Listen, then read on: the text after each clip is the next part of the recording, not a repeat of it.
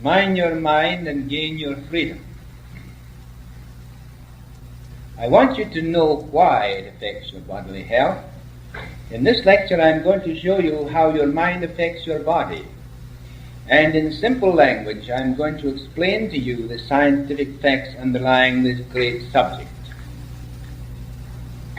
In Amos 5, verse 10, it reads, "A man runs from a lion, and a bear springs at him. He hides indoors and rests his hand on the wall, and a serpent bites him." Is this not the state of man's mind, rushing from one thing to another, because he has not yet discerned the way to overcome all things? Here we see clearly how one person may run from one thing to another. They worry about this, they worry about that. If then something troubles them, something else troubles them. If we fear something, we're sure to fear something else. Fear is often the basic principle underlying all our troubles. If we can realize then how to discern what we are doing, then we will be able to overcome. We will not be like the man that runs from a lion and a bear springs at him, and he hides indoors and rests his hand on the wall and a serpent bites him. We'll be free from all these things, and that is knowing how. Neurotic or mental troubles are generally called imaginary illnesses. Those who do not suffer from them assume them to be imaginary, and the effects that appear are so-called imaginary. But these troubles are very real to the person who suffers from them, and it is necessary to understand how they come about. Otherwise, there can be no cure for the sufferer. How many people have been told, yes, by your physician, "Oh, it's just your mind, it's just imagination, run away home, it'll be all right." But when you run away home, you're like the man that runs from a lion and a bear springs at you. You're not cured. You're still troubled from your condition. And there is no use of saying it's just imaginary, it's your imagination. That does not cure you. Because you're caught up in your nervous system, your brain becomes affected because it has a misbehavior which takes place in the cerebellum, outpicturing itself on your body in some way or another. Now the man himself is invisible. You have never seen a man, or you have never seen a woman. You have only seen the outside form. The material form is the focal point through which the invisible man and invisible woman functions. Jesus said, "What if you come out to see a man?" Knowing perfectly well that nobody could see a real man. Therefore, the man is invisible. In his mind lies most of his troubles. His consciousness is caught up in his reactions to this and to that, and consequently, the form, that is, the outer form, becomes affected. And then the outer form, being affected, talks back to the mind. And because it talks back to the mind, then you're caught up in that. You're caught up in it. Therefore, you may say it's imaginary, but that doesn't heal you. That does not cure you. And it's necessary for us to understand what's taking place before you really get rid of these troubles. And in this course, in the one to follow, we will find the ways and means of how this is done. It's impossible to go into all the details at once, because it's such a very great subject. Bigger than one would imagine. The trouble is an illness where our imagination has its home. and this is the nervous system. It is caused more often than not by repression of negative thoughts and emotions in ignorance of what we are doing. We spoke about this in our last lesson. The first and foremost question I want to ask you is this: how do you react to your environment? What really are your thoughts? And what are your emotions in regard to events, people, and what effects do they have upon you? When we begin to discern these things, we begin to break them up. We are not caught up in them because we begin to discern them. We begin to discern then the cause of most of our troubles. But that does not free us from them yet. There is what we call divine reasoning and understanding that comes into operation.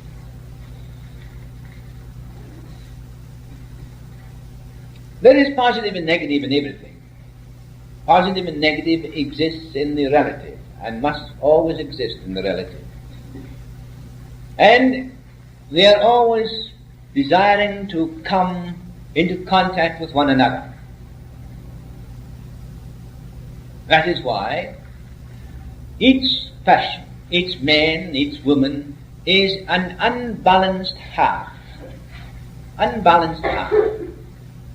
And this unbalanced half is always endeavoring to unite with its other unbalanced half. And when these two unbalanced halves come together, then there is one whole, and harmony is established. But don't think that, as it were, that the sex question comes into that all the time. It is to a great extent companionship and vibration. And you will see then how great it is to understand that the body is the vehicle through which you are functioning. The contacts which you make spiritually, mentally, and physically are designed according to you, how you are made up, how God has prepared you, how He has made you in His own image and likeness in the relative world. Therefore, in the relative world there is always these positive and negatives, and always will exist. And harmony in the negative world, in the relative world, comes about always when these two unbalanced halves come together and unite as one. There you have then the natural thing in the whole of all creation. All creations throughout the whole relative has positive and negative. Water, ice, anything you see has positive and negative. And because you see it active there, you know that there is positive and negative in it. Now you're living in this positive and negative. But you can never realize, well, you must realize this, what I'm showing to you. If you want to get rid of the negative, you can't get rid of it by putting a positive in its place. Because you still have the negative. Because you're living in the relative world. You've got to get behind the relative and see the wholeness that is manifesting through all things. Then you will find freedom. That is divine reasoning. Divine reasoning.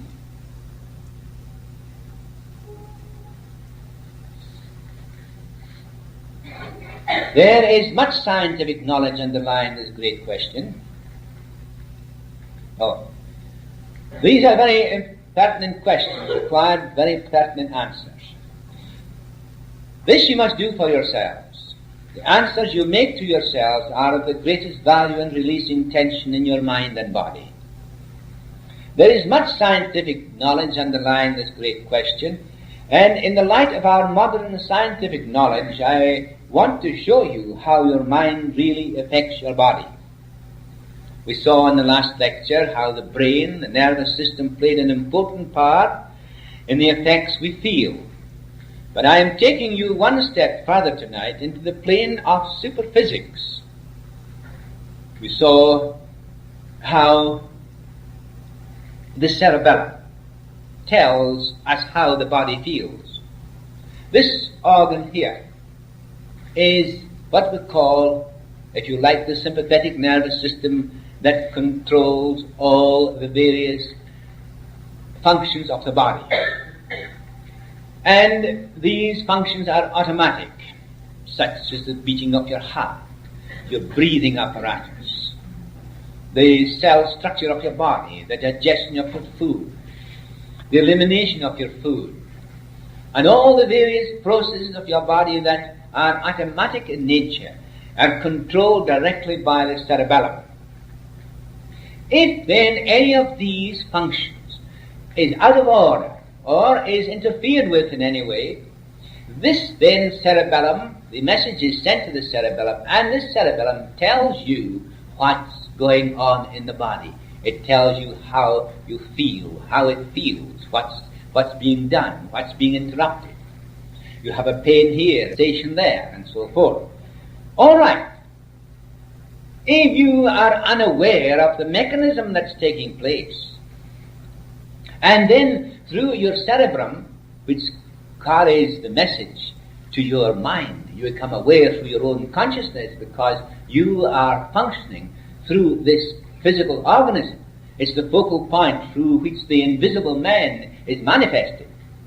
So you see, then you, as a complete person, mind you, a person who is invisible in nature, who is in no way conditioned at all through your body, but you are conditioned when you're caught up in these feelings. And when you do not understand the mechanism of the body, when you do not understand what's taking place, your consciousness, which in itself is not conditioned, but is conditioned when you then become confused with these sensations. And confused with these sensations, your consciousness becomes caught up in the vicious circle, and fear then takes place. But remember this, that your consciousness is not separated in any way from the consciousness of God, because it cannot be. Because there can only be one consciousness, one life, one substance. There can be no other. And there can only be one living entity, God Himself, who creates you and lives in you, expressing Himself. My consciousness then is in God, and God's consciousness is in me. How can God's consciousness be a condition? It is not an impossibility. But when you are unaware of these facts, then you allow these conditions to affect you. And then you are conditioned.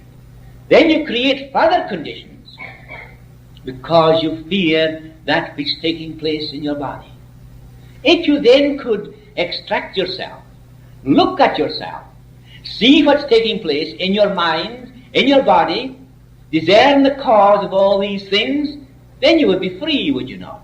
Because you are looking at something relative to yourself, something outside yourself. Therefore, assume this to be true, that your body is the focal point through which you are manifesting in this plane, physical plane. That is why you live after death, so-called death.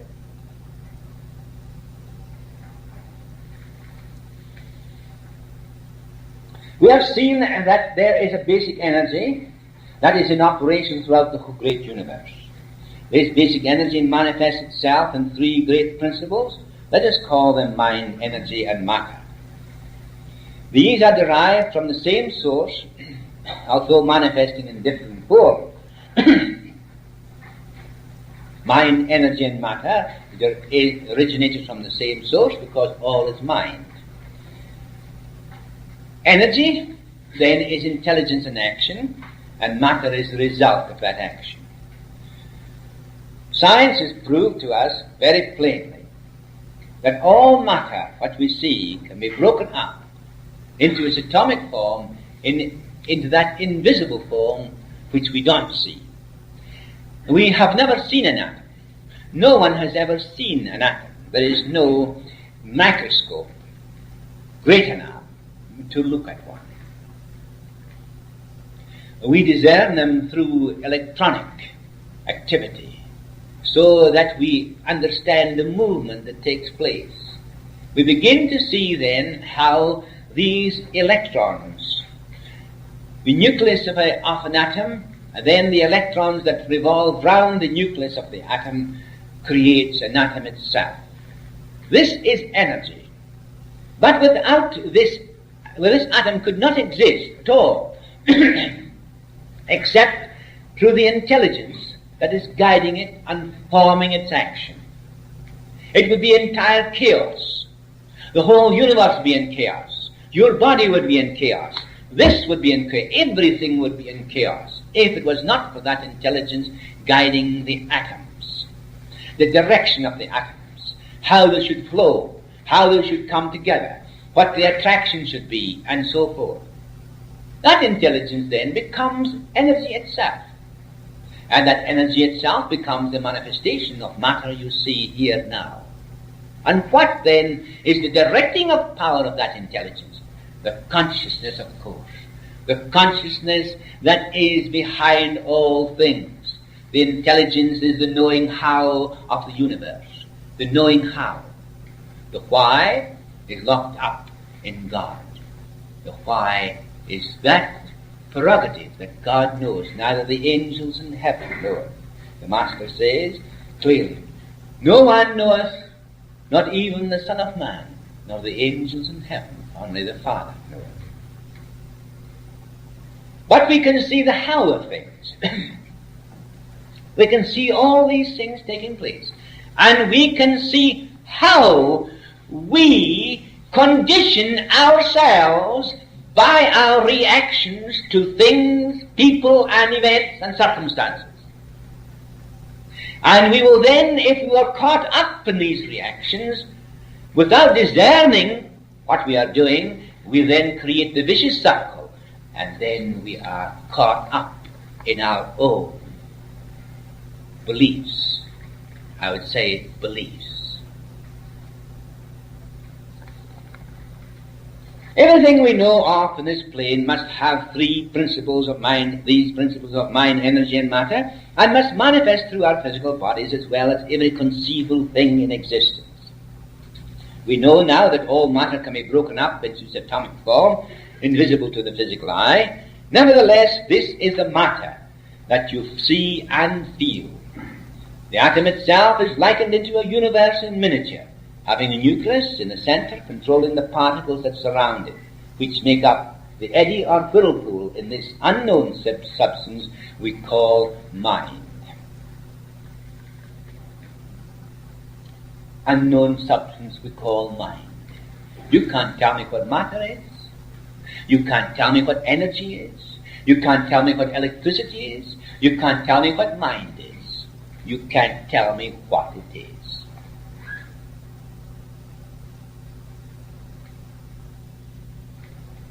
But you know that it is. You can't tell me what electricity is. You say that's a light. Quite so, it's a light. But you can't tell me what the light is. You can say it's vibrations. I say, yes, perfectly true. What are vibrations? Where do they arrive from? We can see the how of things, but we can't tell that which is behind all things. And that is true. You can say this is a table, but I say I know that perfectly well. But what is a table? You'll say, well, it's a bit of a tree. I say I know that pretty well too. But what's a tree? Well, it grows from the ground. I said, yes, and so forth. And you go back and back and back and back, and you find that you don't know what it is at all. You only know that it is. So it is with life itself. I don't know what life is, but I know that it is. I don't know what consciousness is, but I know that it is. I am alive, living. I must be life. I am the life, the Master said. If I then can see everything that's relative, I can dissolve all these things away into that which is perfect in itself, which is the fundamental principle underlying all things, then I have discerned all these things that are relative, even the positive and negative pole which belongs to man and woman. Even the positive and negative pole that belongs to everything existing in the universe. I can discern it, see it for what it is. I know then that it's relative to me. Then I recognize truly I am behind all things, that I exist behind all the relative universe because it is open before me. Therefore I am eternal and must be eternal and complete in myself, and I cannot be separate from the whole. In that divine reasoning, then you can see clearly and distinctly that you are made in the image and likeness of God. I do not know what it is, but I know that it is.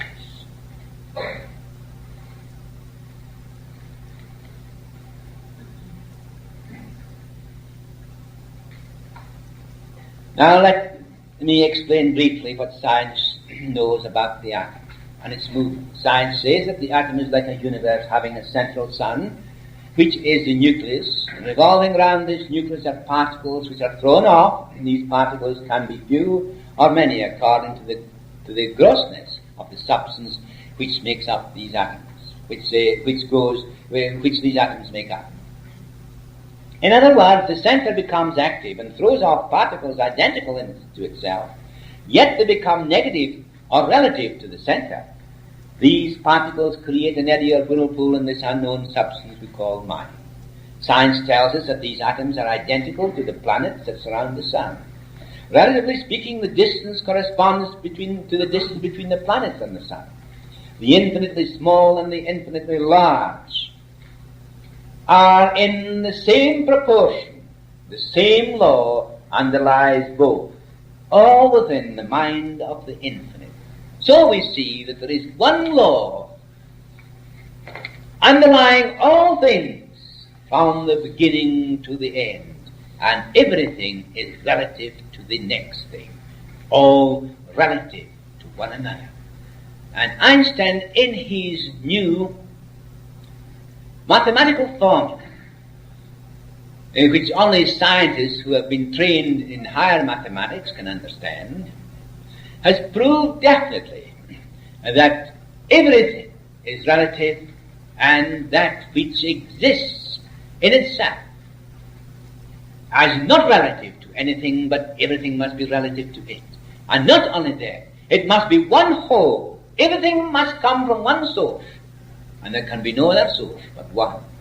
And Einstein is correct in his mathematical formula, as we know from our divine reasoning, as the masters understand, from their own consciousness, by going back and back ad infinitum, seeing everything relative to that which is recognizing it or discerning it. And everything that's relative is under the control and the direction of that which is discerning it. Therefore I say this: if you can discern even these things that are happening in your bodies, and you discern how they come about, how you react to people, events, and circumstances, then you can dissolve them. You will separate yourself from them.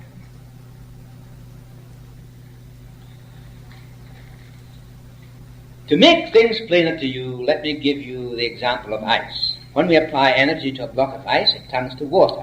When we apply more energy to water, it turns to steam, dissolving into the atmosphere as atoms known as H2O. Two of hydrogen, one of oxygen. One hydrogen atom and two oxygen atoms. We know then that H2O is in the atmosphere. These two gases exist in the atmosphere, and these two gases coming together form all the water you see.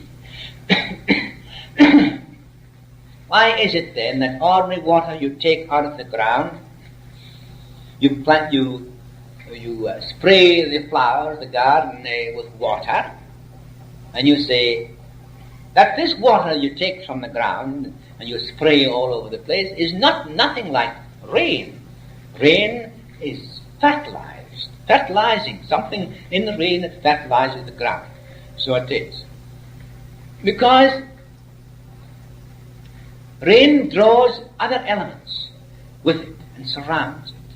And as the rain comes down, so it brings these elements that are in solution in the atmosphere down into the ground and fertilizes them. Fertilizes the ground. And that is why rain is better than all the water you could ever spray on your flowers, on your garden, or on your land. Nature has provided for everything.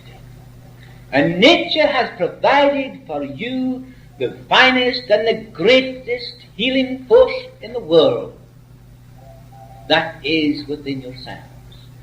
Always ready to come into operation of its own free will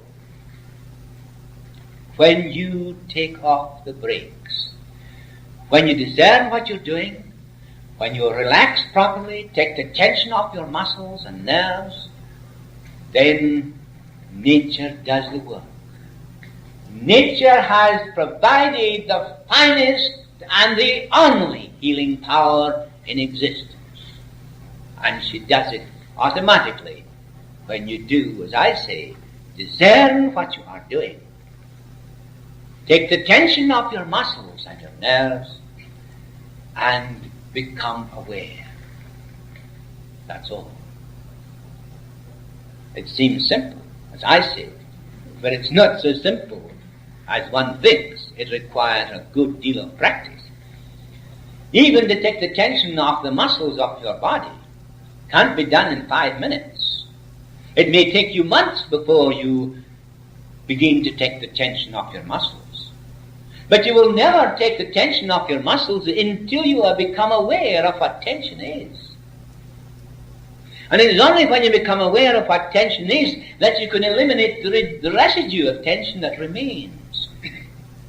That's why it takes some time before you can master proper relaxation. Perhaps I'm going too fast. I'm going probably into the things that you will learn later on. But at the same time, to tell you now will enable you to understand what happens. Don't think that relaxing is just throwing yourself down in bed and say, I'm relaxed, for the simple reason you are not. All your muscles are tense. If you go to sleep, you jerk, you turn probably 100 times in your sleep, you do all those sort of things and you say that you're relaxed. Foolish people, you're not relaxed. You haven't known what relaxation is.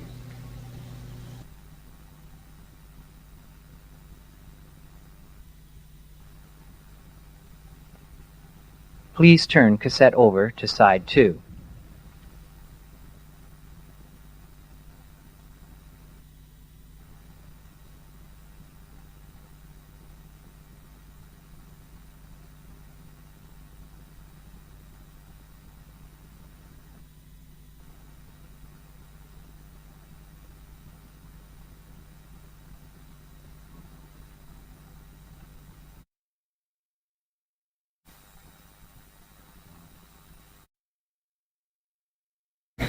Mind your mind and gain your freedom.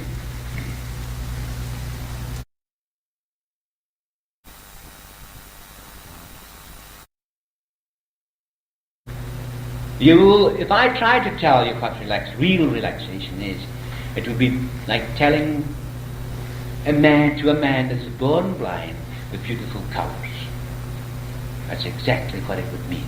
And therefore you can't tell then to a person born blind with those beautiful colors, he's only got to imagine. But you will find these things out for yourselves.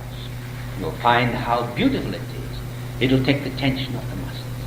You think that you are relaxed. You haven't started yet. Most people, I know of many people who have got, suppose you got to sleep at night. And you sleep, you say, but in the morning you're just even as tired as you went to bed, even more so. What happens? All right, I'll tell you. One set of muscles of the legs, or stretch the legs out, are pulling against the set of muscles that want the leg to bend. And there's a continual strain, seesaw movement going all the time in your body. In your back, you lie on your back perhaps, and all the time your muscles are taut. They're taut. As the muscles are tied to the lower portion of your back, to the pelvis, they are pulling all the time, straining those particular parts of the muscles and the nerves, and cause pain. And you think that you've got to get rid of that in 5 minutes. No, you don't. Relax. Relax, and you'll find that as the muscles begin to relax, so the tension will take away. And you'll find peace then. God does the work when you take off the brakes. You put on the brakes, you've got to take off the brakes. He doesn't take off the brakes. He only heals you when you take off the brakes.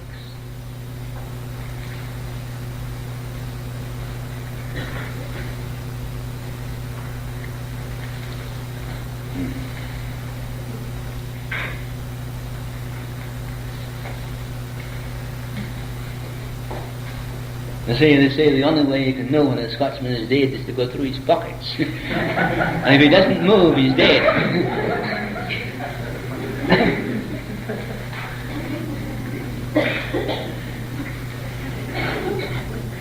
It's just the same with a lot of people. Now, where was I?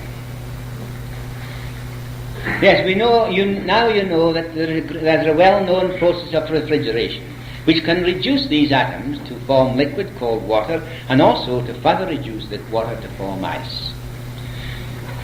You can neither add to nor destroy matter that exists in the universe.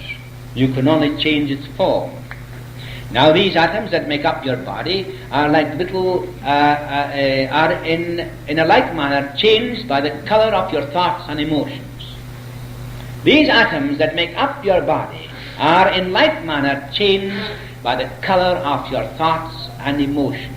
Just as you change these atoms by refrigeration to solids from liquids, and from ice to water, so forth, so they are in a like manner changed by the color of your thoughts and emotions. Matter that is invisible to the physical eye is nothing more than these atoms forming into groups as the body and other objects. Therefore we see that there is intelligence everywhere, energy everywhere manifesting in the form of matter. These interpenetrate each other, causing harmony or inharmony according to the thoughts and emotions we hold. Your consciousness is the real you behind in and all through. All what your consciousness is aware of, so it will be unto you. You are the center, the nuclide of life, the creative principle known as consciousness. You draw to yourself these various particles of matter, building innumerable cells into organs and a body. This is the Creator at work, because there can be no other self or conscious self but the infinite self. Being infinite in nature, therefore, this must be so. Now this intelligence, energy and matter, which makes up your body, must be at your command and must respond to you because of the infinite nature of your inner self or being. Whatever then the consciousness is aware of, so does the atoms change. Not only does the atoms change, but a person in fear can become prostrated.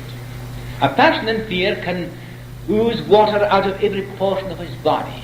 Sweat can rise from his brow. A man or a woman in sorrow can shed tears, or can tremble with emotion. All these things become automatic. Think then what's happening to the atoms in your body if the whole body itself is trembling and moving like this. Think what takes place in the atomic structure of the body.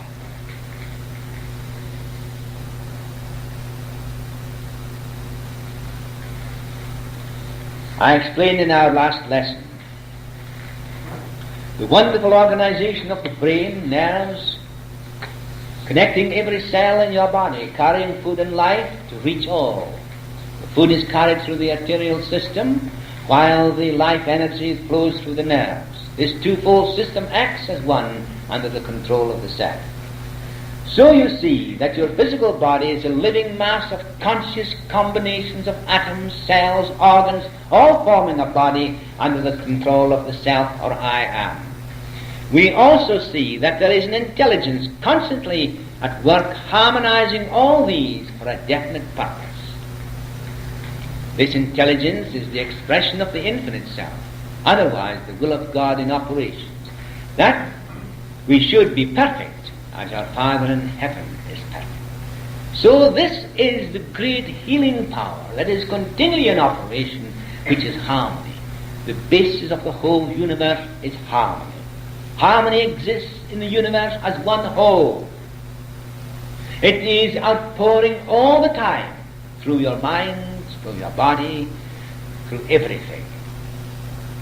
If you create this harmony, it was you that create this harmony, but immediately you discern what you are doing, then there is a peace that comes into your mind, into your consciousness, and then that intelligence, which is harmony itself, brings into operation.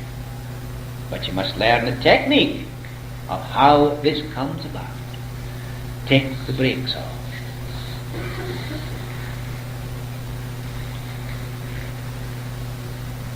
Intelligence is the expression of the infinite self, otherwise the will of God in operation. The intelligence can be affected by our errors in thought, emotions and desire. But when relaxed and all tension taken off mind and body, this intelligence tends to bring our mind and body back to its true state, made in the image and likeness of its Creator. Therefore we suffer just as much from the ignorant violation of the law of harmony as we do from the conscious violation of this law. In our investigations in modern research, it has been proved that man has more bodies than the physical. Sensitized photographic experiments performed in their own laboratories have proved that there is a superphysical structure which supports the physical. And this superphysical emerges out of the invisible substance which makes up all things. We see then the physical is an excretion, I would say an excretion of that invisible substance that supports it and remains after the excretion, after you leave that excretion, and that excretion then dissolves away into the substance which it came. Every atom in your body then begins to disintegrate. Atoms of water go to water, the atoms of soil go to soil, atoms of the various elements, that's calcium, carbon and so forth, potassium and everything, go back to their own particular states. It may take some time for these atoms to regain, to pass back into the original form, but they eventually do. And you find that the physical organism that once was the outpicturing and the focal point for invisible man has passed away into the invisible substance out of which it rose.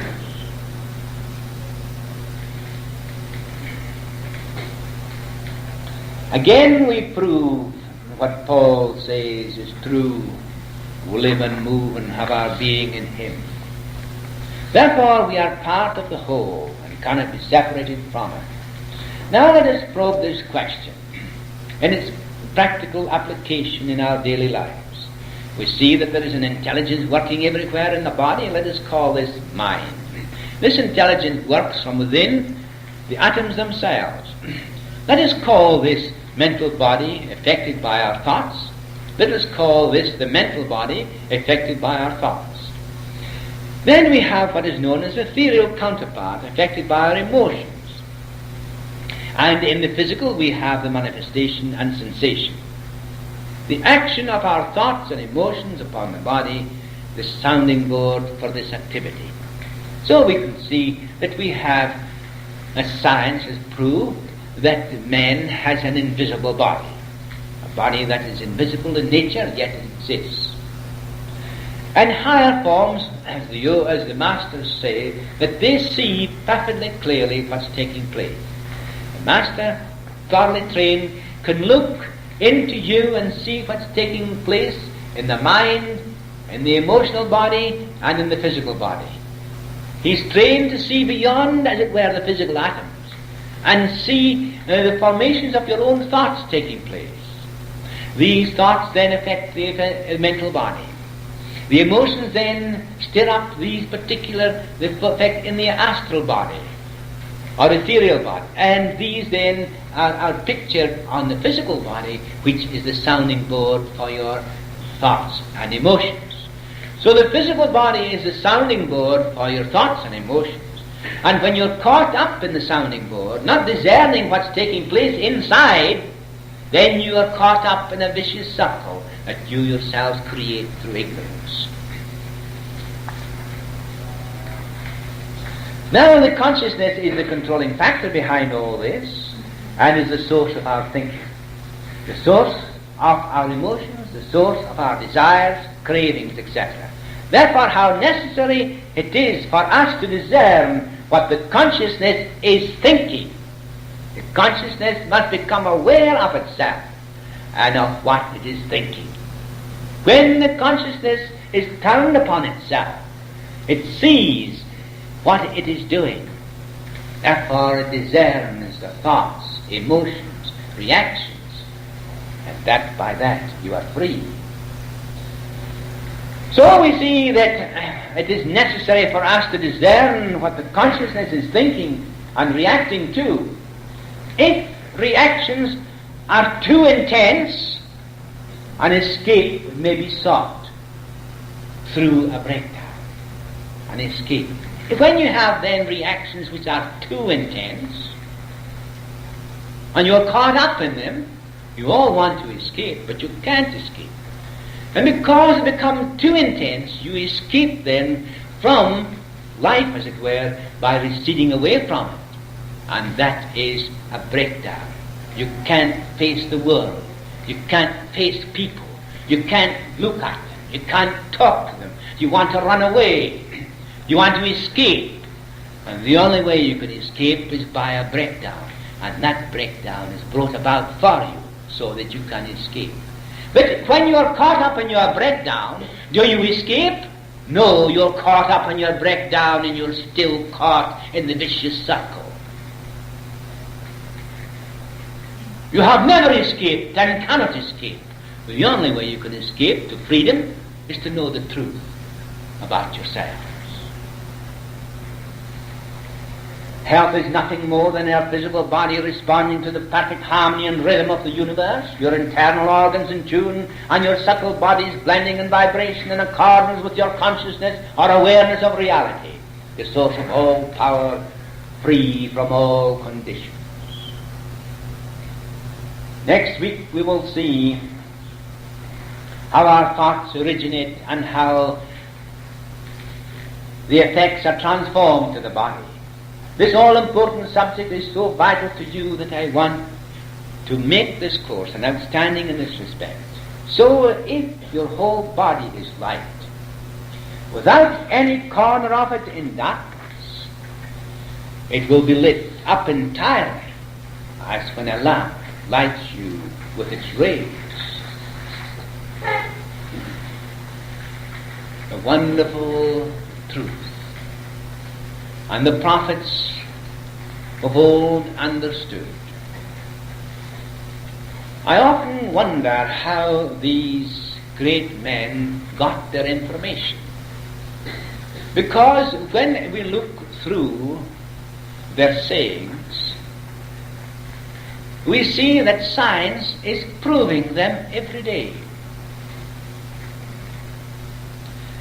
But I know how these prophets got their information. They got them through inspiration. Now inspiration may come in different ways. There are those scientists who have been on earth, who have been struggling on earth to solve the question of the atom. to solve the question of physical matter. We have been struggling hard. Naturally, it is necessary for all of us to struggle hard, not struggle in the struggle itself, but struggle in a way to observe that which is taking place. We must not struggle with struggle. That is dangerous. But we do struggle with our minds to search, to find what's taking place in the mind and body and matter. And if it wasn't for scientists, if it wasn't for teachers who understand these principles, you would never learn anything about them. But as we begin to recognize and find sources of information, we find that source of information. But we don't find it out of books. When you go to university, what do? You are just an imitator, nothing more than an imitator. You imitate what other people have said before you and written down in books, and you copy it out and you put it into your mind and you say that's true. But that information becomes obsolete in a few years' time when new knowledge comes in, and you must change your views. And as we pass through universities, I can remember easy enough that when I was young, and I thought I knew a great deal when I left university, but I find now that I knew nothing at all. And the most of you who have grown up, who have passed university, know perfectly well that you learn more after you have passed through university than ever you did in the university. It is just, as it were, a preparatory ground for new knowledge. And unless you are prepared to accept that and open your minds, then you will still be that individual that knows nothing. Intellectualism is humbug. Knowledge is truth. So therefore, try and open your minds to the greater truth. And the prophets, how did they open their mind? By aspiration. I can see the prophets aspiring, opening up their minds. The body was completely forgotten. Even their minds were forgotten. Their selves, they were forgotten. They forgot themselves with an intensity of aspiration. And all of a sudden, the knowledge was before them. Why? Because they entered into that state of understanding. And in that state of understanding, scientists who have passed beyond the physical plane, who have seen behind the things, who are the artificers of the universe, who are looking on, who are the means by which the infinite pours through his intelligence, creating worlds, formation of worlds, beings, animals, all through the various stages, from the very source of things itself, rising up into form, creating the form, and then the disintegration of that form into the substance of which it arose. These artificers are watching carefully and seeing all these things taking place. And as the prophet lifted up his concentration, as he forgot himself and entered into that realm, and there he saw what was taking place. He knew. He did not learn it from books. He got it from the true soul of understanding. And that's how you will also get it. True knowledge. Open yourselves by inspiration. Aspire. Where you will find the secret of knowledge. The truth that will set you free. Benediction. Thou art the ocean, I am the liquid. Thou art the fire, I am the flame. Thou art the rose, I am the petal. Thou art the father, mother, I am thy offspring. Thou art the lover, I am the loved. Thou art the music, I am the rhythm. Thou art the infinite, I am the finite, one and the same. Thy peace in me makes me at peace. Thy joy in me makes me glad. Thy wisdom in me makes me true. Thy love in me makes me loving. Thy harmony in me makes me harmonious. Oh, beloved, now I know we are one.